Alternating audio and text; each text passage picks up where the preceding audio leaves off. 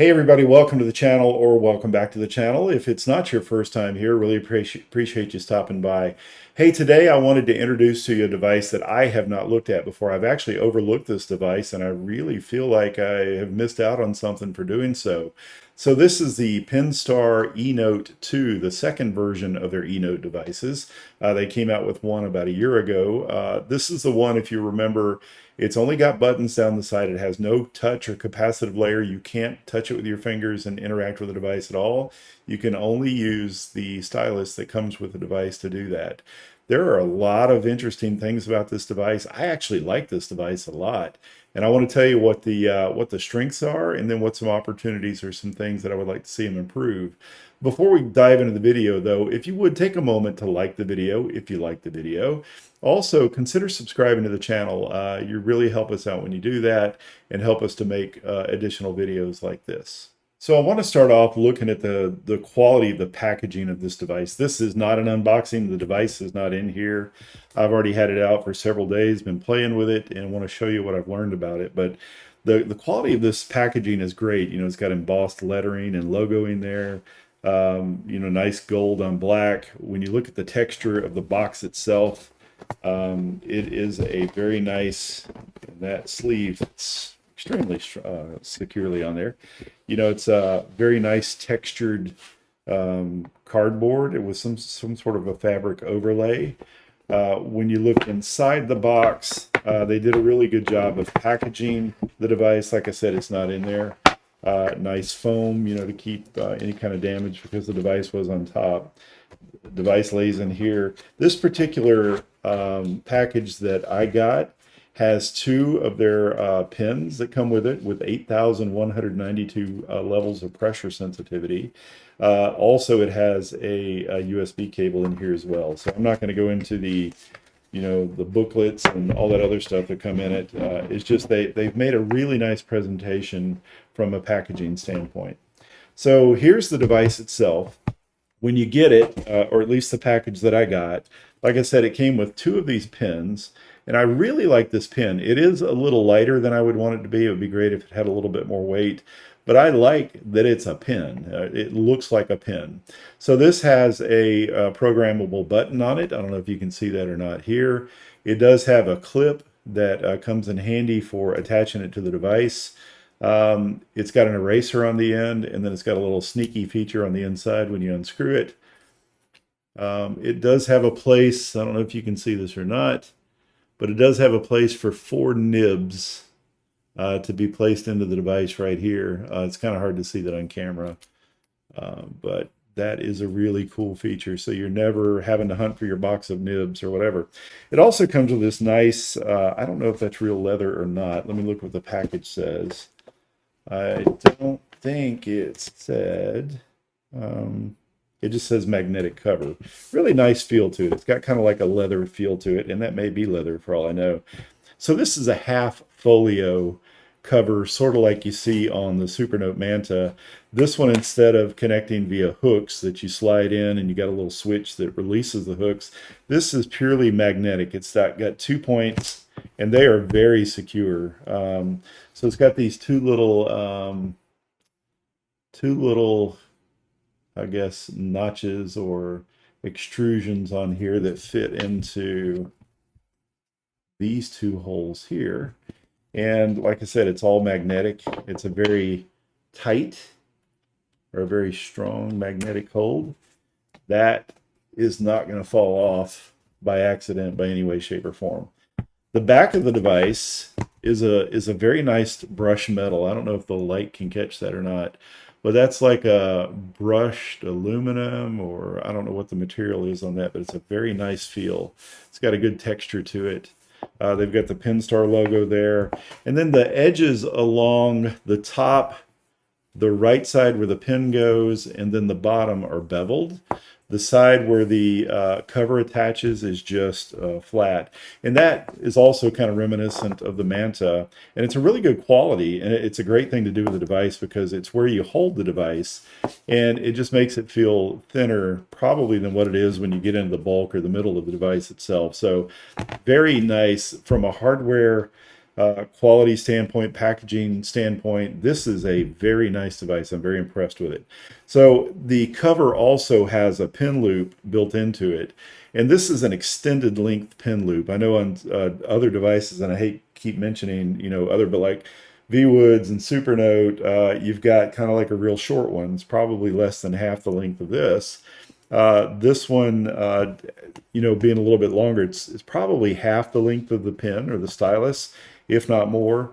The stylus does not attach magnetically, so this extra length kind of helps hold that into place. And then, of course, I told you earlier that pen clip that's built into this also helps to, hold on to that and make it secured very securely. All right, so let's open up the device and get into it. So this device does not have a touch layer. You can't touch the screen anywhere and interact with this at all. So, you may see that as a positive. You may see it as a negative. I see it, you can look at it both ways. Here's the positives for me. I'm a lefty. So I typically, when I write, I have my hand curled over like this. So my hand is up here touching, these menus like where that would say notes, or dragging down the notification, or I'm activating other things as a lefty. So I know on my books devices, I have to disable gestures to be able to write on those. If you're right-handed, probably not that big of a deal. So I did worry about the buttons. As a lefty, am I going to activate the buttons? And surprisingly enough, you don't. They're not. It's not that they're hard to press, but as I'm writing, I have never activated any of these buttons over here at all. So that's a really cool. I guess I'm surprised that, that was my biggest concern, and it did not turn out to be anything to be concerned about. Besides not having a touch layer, it also does not have a front light. So the ink to the pen distance is extremely close. And it's a fantastic device to write on. It's got a good scratchy feel to it. As you can probably hear, it does. It does have a very scratchy sound to it as well. I think it's got, a good amount of friction, good control on there. I do like the nibs that it came with. I changed them out just to see if there were different nibs, and I get kind of the same experience on each one of them. But it's a good combination of being able to allow you to write fast, but it's not slippery. It's not too slippery. It's got a very good traction to it. So kudos on the writing feel as well. I mentioned the buttons. This is another unique thing about the device. Since you don't have a touch layer, you can't interact with this with your hands. Once again, also accidental touches are not a thing. You can do whatever you want to with your hand on it. But these buttons over here, you have 9. You've got 4 on top, 4 on the bottom, and 1 in the middle. The one in the middle is not programmable. It is always going to be the back button. It'll take you back to your previous screen, or if you hold it down, it'll do a complete refresh of the screen. When you look at the top button up here, it is set from the factory to bring up this menu where you can change the functionality of all the buttons here. I've changed a few of them to launch the notes and then to zoom out. And I'll talk about that in just a minute as to why I did that. But they had it set where the second button here is the home button.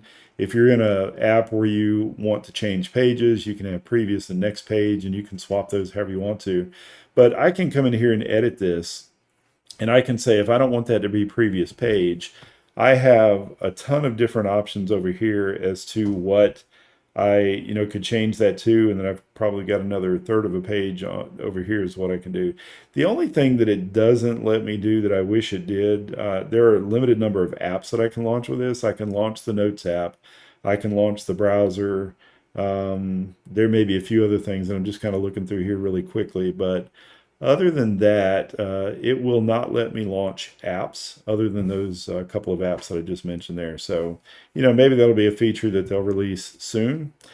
Another thing that's unique about this device, I'd say it's unique. It's just, books on their Go 10.3 has something similar, but they have like a dock on the left side of the screen. I know books on theirs, it's over on the left side for the 10.3. But you have 5 icons up here that are not changeable. You've got home, notes, books, files, and apps. And for 80% of the way, they correspond to the widgets that you see over here on the screen. So I've got four usable widgets over here, and then I've got one that's kind of like just a calendar and a screensaver that I can change and I can customize. And there's some other functionality I'll talk about in just a second. But notes corresponds to this widget, books corresponds to this. Files does not correspond to anything over here, and then vice versa. Email does not correspond to anything on the dock over here, and then apps corresponds to the widget here. I've got 4 spaces where I can add my own apps to this home screen, and since we're talking about apps, I'll just go into that real quick. So I'm going to come over here to the app section. There are 2 sections for the apps. You've got system apps and installed apps. So system apps are what come on the device from the factory, and you can see here, I won't go over each one of them. It's just basic stuff that you have already built into the device. And then they also have a user's manual. It's an 81-page manual that takes you through all the functionality of the device, and it's well worth the read because I spent probably the first day, hours of the first day, just kind of digging in, and I learned by doing and just clicking on stuff and seeing what it does. But when I went into the manual, I learned a lot more, a little bit deeper and more functionality of the device. So it's well worth the time to scan that manual. So under installed apps, you're going to see some things that I've installed that do not come factory on this device. But what does come factory is you've got this icon here that says more apps. So you can click on that. And then it will give you a list of apps that are divided up between reading, news, tools, office, learning, and others. So it's a limited number of apps, but it does give you access to like Kindle, Kobo, Libby, those types of things, a very limited number of news sources, some tools. And I'm not going to go through each one of these. Some Microsoft-centric Office apps, a few learning apps, and then under others, you've got a couple of things. So under others, there's one that's very important. That's the Aurora Store. So the Aurora Store is what I've installed on my Supernote devices to be able to sideload apps into that device because it does not have the Google Store. So also this PenStar Enote 2 also does not have the Google Play Store. So you need some way to get your apps on there, get those APKs, and you can do that through the Aurora Store. So I installed that. And I've got it here. So when you go into the Aurora Store, you have a ton of different applications. You can see where I was searching and installing for apps. Let me just get out of this. But you've got a ton of different applications that you can do, or you can search for anything that you want to search for. And that's what you saw on my previous screen, what I was doing there. So Aurora Store is a very neat thing to have on there. You can see that I've installed Discord and Reddit, my Bible study app, and a few other things here, Google News and some other things that also came from their system apps where you can install from there. So really cool. Even though you don't have the Google Play Store, you do have functionality to be able to get some additional apps onto your device. Hopefully what you need, if you are into installing apps, hopefully what you need will be available there. So going back to the home screen, I'm going to hit my second button here, take me to the home screen. There's another way to get to it. As a matter of fact, in the manual, if you're in something else, the manual simply and there I am trying to touch it. You'll see it's hard to break those habits. You'll see that in the manual, it tells you just to swipe down from the left. And you've got an icon here for home. And I'm trying to do this from a severe angle, so forgive me if I'm having to use multiple pen strokes. The sensitivity is not an issue on here. It's how I'm using this device. But it tells you to go to the home screen this way. Let me do it like this. So, just an interesting way of doing that. So let's go through, I said that I've got a widget up here that's kind of got like a background or a wallpaper. It's also got a calendar. If you come up here and you hit the dots, it'll allow you to change your wallpapers, your screensaver, and your power off image. I don't have anything installed to be able to do that. There are some things as far as the wallpapers. They do give you a pretty good number of wallpapers that you can go through. I've installed a couple of them. You can go to more, and there's some pretty neat stuff in here.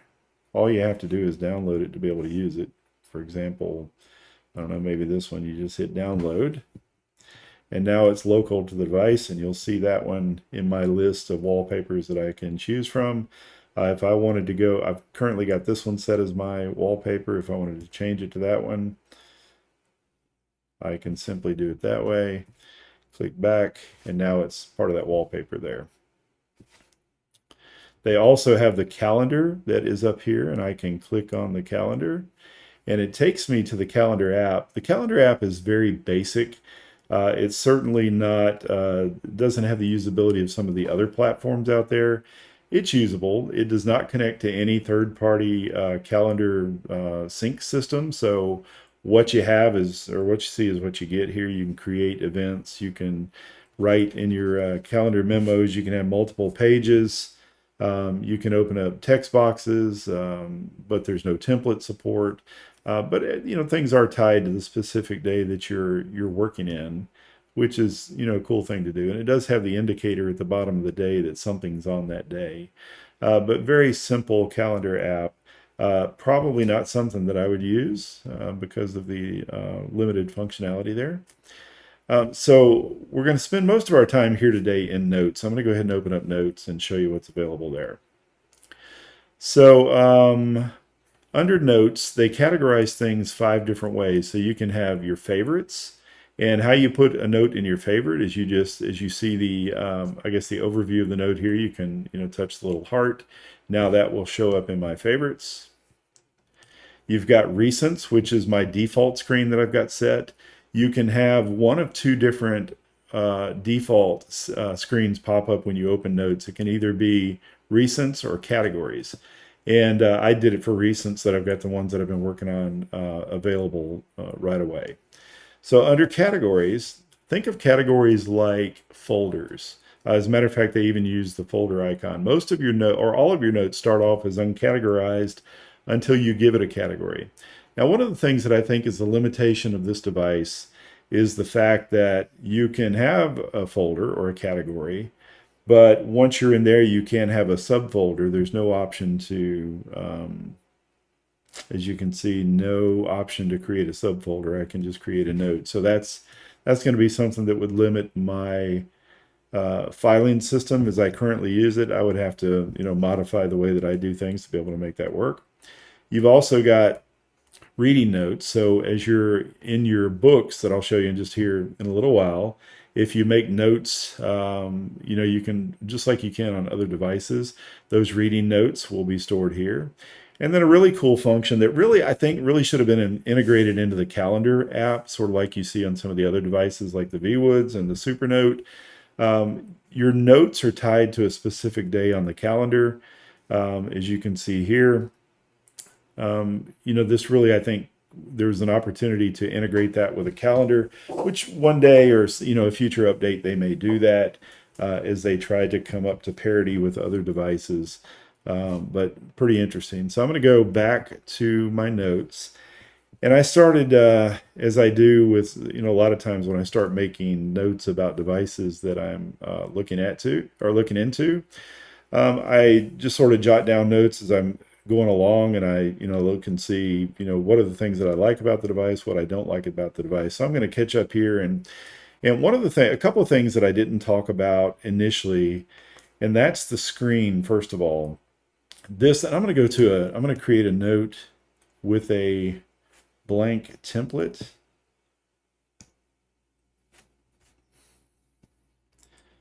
Just so that you can see the screen on its own. The screen on this thing, let me open it up, is incredibly white compared to other devices. So they have prioritized, and, you know, and I say prioritize, not having those layers probably helps with this, you know, the capacitive layer, and they don't have a front light layer, and I don't know that they've got any kind of a, you know, like a Feel Right 2 on the Supernote that's on top of this. It's just a very, very bright white screen, and I wanted to show it compared to some others. So the first one that I would want to, you know, compare it against would be the VWoods AI Paper. It's acknowledged to be one of the brightest screens on a black and white e-ink device. So as you can see here, and I don't know if this is showing up on the video very well or not. but to my eyes, this is noticeably brighter than the V-Woods. Um, by, I don't know, by a few percentage points at least. It's not a tremendous difference, but it is much brighter. It's definitely brighter, I would say, than the V-Woods. And then I want to bring in the Go 10.3. All right, so here's the Go 10.3. I'll try to get them all in the screen if I can. It is even darker than the V-Woods, of course, and it kind of goes brightest, second brightest to the brightest, to the darkest. And trust me, the Go 10.3 is not dark by any stretch of the imagination. It's a very beautiful screen. And then I want to show you the Supernote Manta. Now, the Supernote Manta does have the same screen as the V-Woods, but it also has the Feel-Right 2 screen protector on there. So that does impact the brightness a little bit. And once again, the Supernote, as I said with the Books Go 10.3, has a beautiful screen. It's just when you compare it to some of these others, I'm going to take the Go 10.3 out and bring the Supernote Manta in. But as you can see, you go from the brightest, mid, and then there's a significant difference between these and the Supernote Manta. And, this is my daily driver. Supernote Manta is. So, this screen is certainly not, when you're using this, you don't say, ooh, that's a dark screen by any stretch of the imagination. That's just not it. It's just these two are that bright. All right, so let's get back to this device. When you're in the Notes application, the first icon here is for your templates. Let me do that without doing it with my pen tilted and probably hitting the side of the barrel there. You have, I've favorited 6 different templates that I use. I like to use narrow ruled lines, and then I always keep a blank one also. So they have some basic templates. There's 3 pages of basic templates you can see there. And then they've got some planning templates that has storyboards and to-do lists and checklists and daily planners and weekly planners, monthly planners, so on and so forth. From a creative standpoint, they've got music, guitar tab, guitar chords, piano, isometric stuff, perspective. Under lifestyle, they've got recipes and meal planners. And then under custom, you can bring in your own. I have not done that yet, but you can bring in your own. I'll need to look up the specs of how to do that. You probably have to bring it in as a PNG file with the specific dimensions that they give you for that device. But anyway, good template support on that. Also very good pen support here. So when you bring up the pen menu, you can see that I have 6 different pen types. I've got pencil, ballpoint, brush, pen, dip pen, and marker. They just changed dip pen. It used to be called calligraphy, but now it's a dip pen. I guess you dip it in the ink and you start writing. It's kind of why they changed the name of it. I don't know if there was a problem with calling it calligraphy or not. But you have size adjustments on each one of these pens from 1 up to 20. And they give you, presets in 5s like 1, 5, 10, 15, and 20. You have 14 different colors. Of course, you only see these in grayscale when you're looking at the device, but if you export it, you get the colors on those. And then they call it the tail eraser. I'm assuming that they're talking about the eraser on the end of the pen. You can make it a pixel eraser where it only erases what it touches. It can erase a stroke, or it can erase a range. So if you can imagine, sort of like lasso to erase, if you have it set for range, you can just circle something and it will go ahead and erase that way. And then they've also got AI Scribble Erase for all the pens except for the marker, which is kind of like your highlighter. I do have that turned on because using books, I got used to that Scribble to Erase, and it's really handy to have here as well. I can also add pens up here if I wanted to keep some favorites and change those, but we won't do that at the moment. I've got the eraser functions here. You have to hit an icon twice to bring up the menu. You can set your pixel eraser, how thick you want the stroke to be, or I can set it to stroke or range, or I can erase all on a specific page. I've got the lasso tool, that there is no menu that comes up on this. It's just lasso, and if you lasso something, you get the options to act on that. And as a matter of fact, I'm going to show you that because that is really cool. let me go into my notes here. I'm going to lasso this where it says premium packaging. Now the options that it gives me, I can cut, copy, delete, or I can make that bold, which I think is cool. Or I could have changed the color, one of those 14 different colors that I was talking about earlier. That's a really cool feature. If you have something that you want to stand out, or maybe I want this title to stand out, or maybe a heading here, it's really cool to be able to make that bold if you didn't do it while you were writing in the first place. The next thing here, this icon changes based on what your last selection was. So right now it looks like I can insert an image, and I can, but there's a couple of different things that I can do. I can make this a shape tool. If I click on this, you can see that it changed to a shape tool. And there are multiple different shapes that are available. So I can do straight line, slash, arrow slash, ellipse, circle, triangle, rectangle, and polygon. And it's all done with one stroke. So if I were to do a polygon, I can just draw like this. And it's not going to work.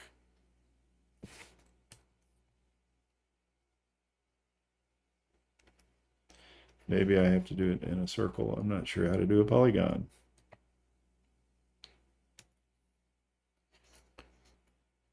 There's my circle. So I'll have to play around with that and figure that out. I'm sure somebody watching the video is saying, "You idiot, this is how you do that." But I just haven't figured that out yet. So you can also insert a text box. You can insert an image. And you can also paste something that you've copied from a third-party app, or if you've gotten it from one of your EPUBs or your PDF files, you can paste that in, and I'll show you that here shortly. But this icon will change either between your shape tool or your image tool, but it will not change to text or paste. If I select text, it's not going to change that. It's just going to stay as a shape tool. However, if I change it to an image, it will change the icon up there. All right, so how do you navigate between pages? This lives up here forever. So I can hit the arrow here and I can see an overview of my pages. I can also see if I've got any bookmarks or table of contents. Yes, you can create a table of contents for pages in your books. So they call this manager catalog. I did make this first page I called it table of contents first entry.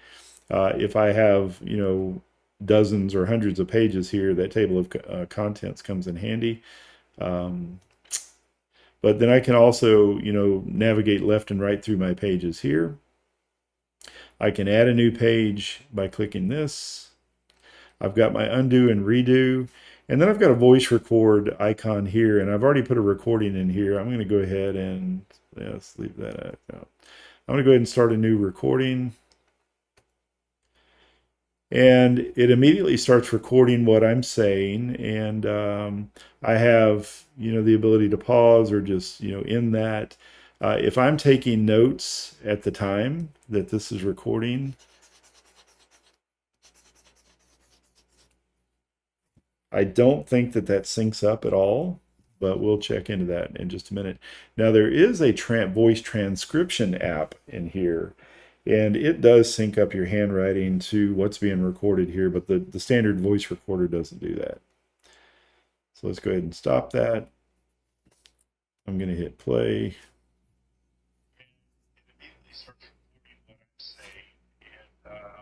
I have the ability to pause or just in that.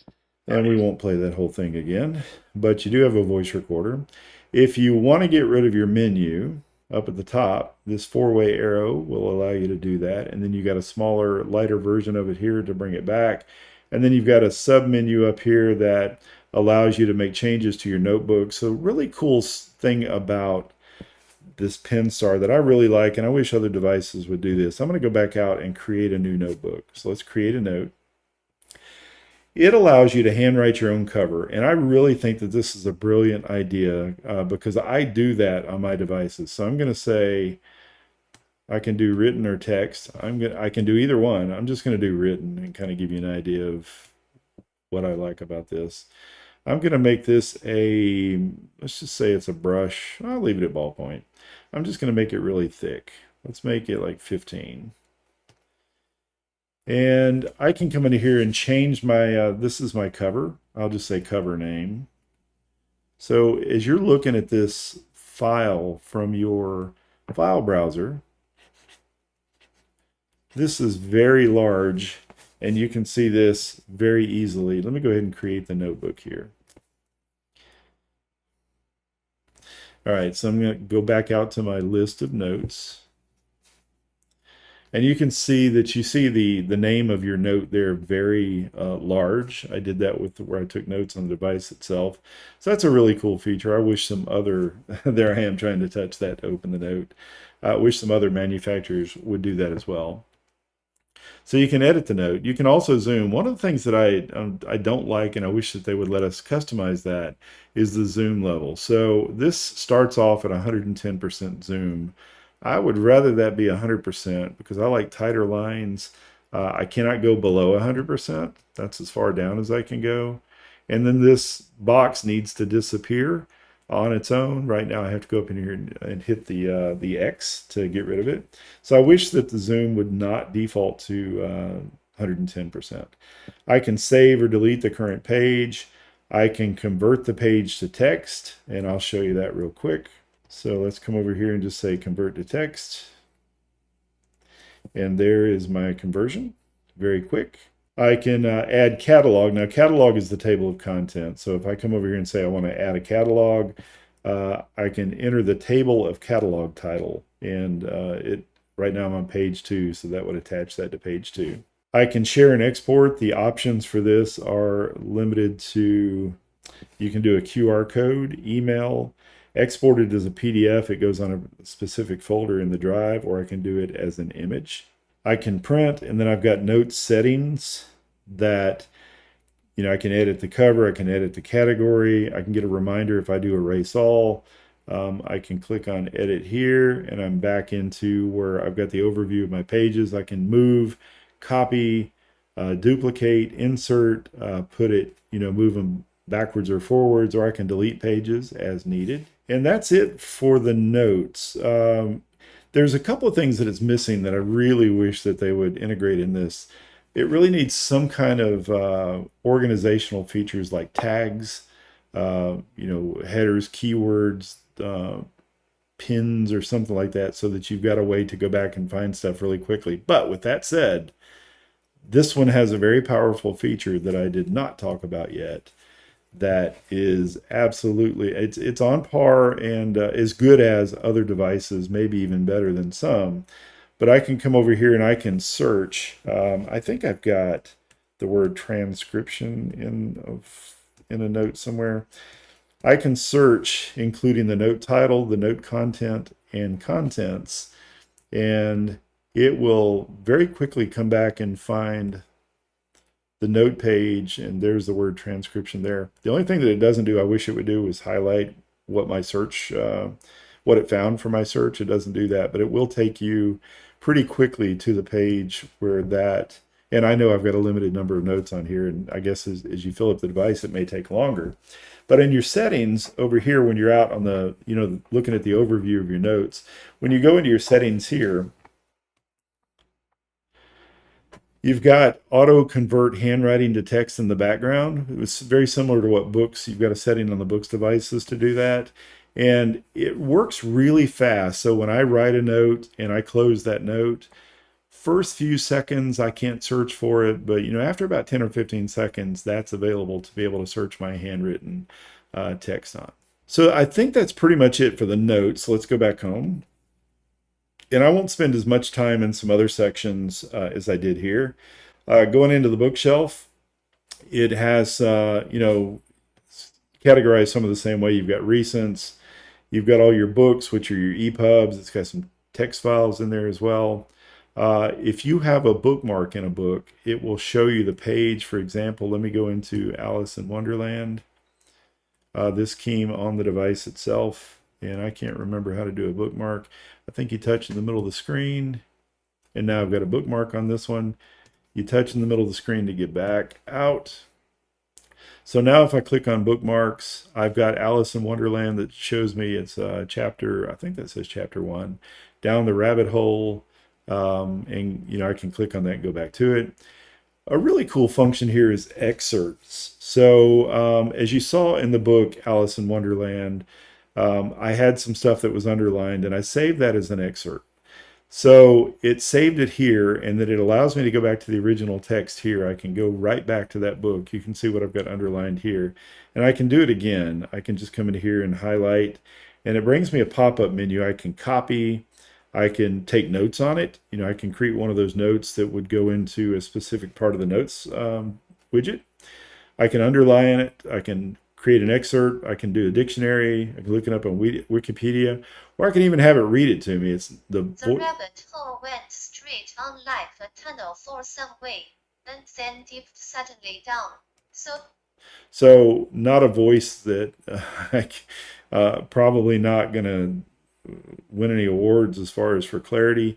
But anyway, so I wanted to show you that excerpt again. So I can click on that, and I can say it's gonna be added to my excerpts. It's going to show the time, the title, and the page number. I can get rid of any of that stuff that I want to, and then I can just save it, or I could save and open it, which might have been the smarter thing to do since I'm going to go open it anyway. But it's me you're dealing with, so you don't always get smart. So anyway, I don't know which one because these are both the same page, but I think this was it here. And then there's my excerpt. That was my previous one. It looks like I put some together. I didn't know that. And I also had annotated on this. Let me see if I can get rid of that. I think I have to come up here and hit this pen icon in order to do that. Yes, I do. So there is that. Now from here, I've got some options. I can write on it. I can mark it up. I can, do shapes and tools and lassos and whatever. So I could, and I wanted to show you also, I'm going to just get out of this. I want to show you, I often take notes where I'll clip text from, something like the excerpts or from a book or whatever. I usually do it directly from a book. So I'm going to show you the way that I typically do that. So if I'm in, for example, a Kindle book,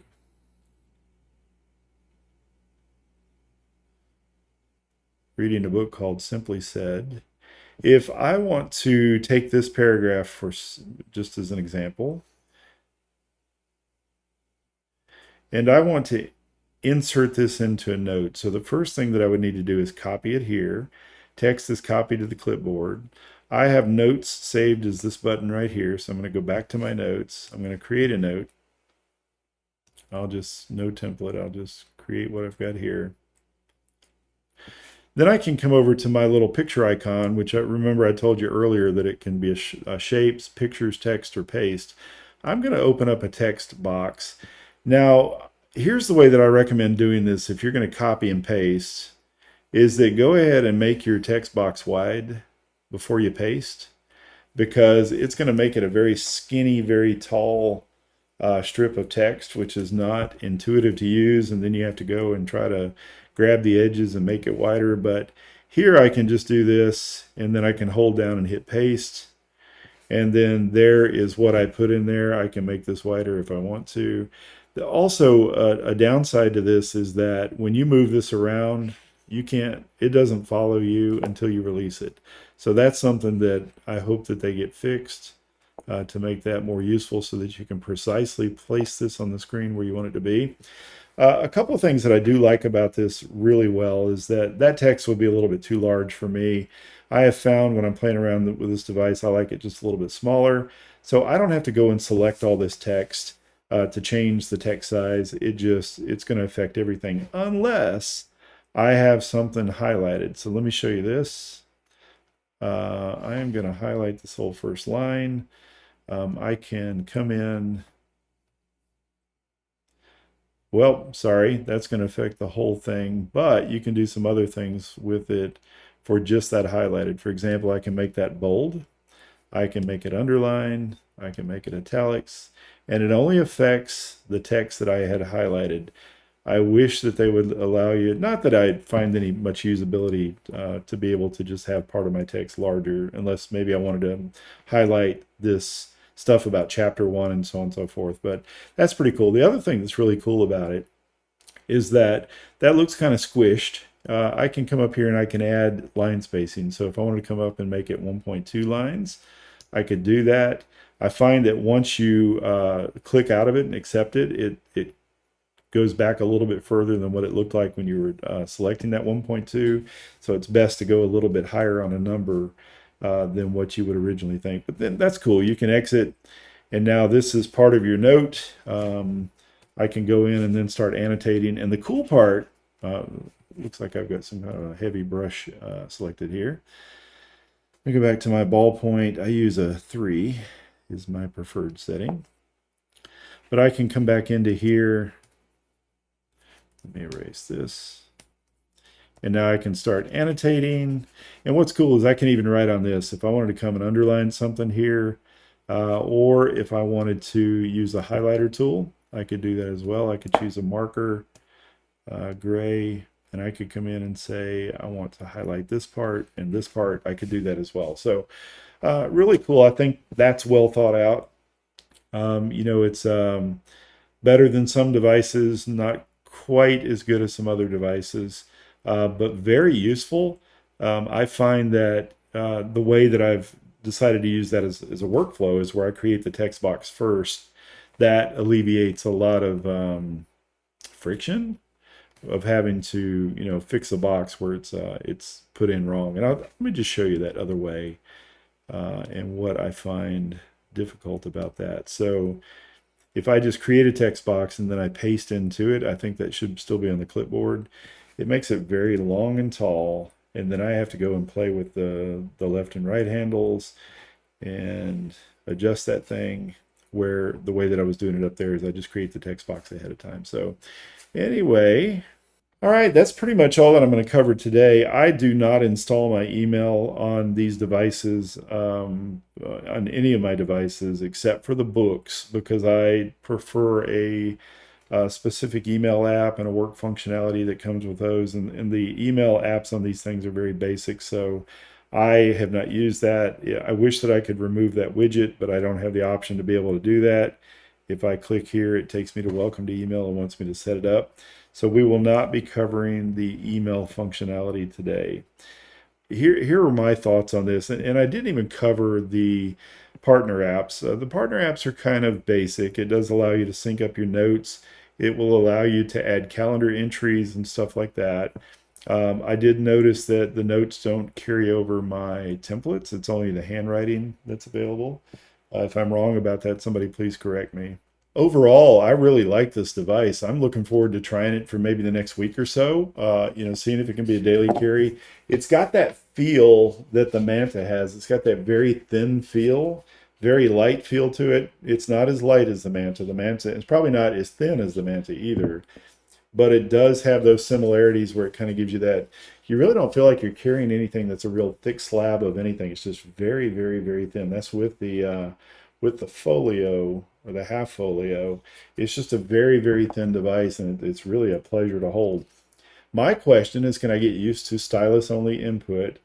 I'm telling myself that I can get used to that only because I accidentally activate things all the time with my hand when I'm doing various functions in any of the devices, or I prevent things from working like they should because of my hands. For example, in the Supernote Manta, a lot of times when I'm trying to do the 2 fingers and then lasso to erase, sometimes that doesn't work for me either, because, you know, my hand might be slightly, it's hot where I live. My hand might be slightly moist from, you know, perspiration, and I think that interferes with my 2-finger lasso to erase.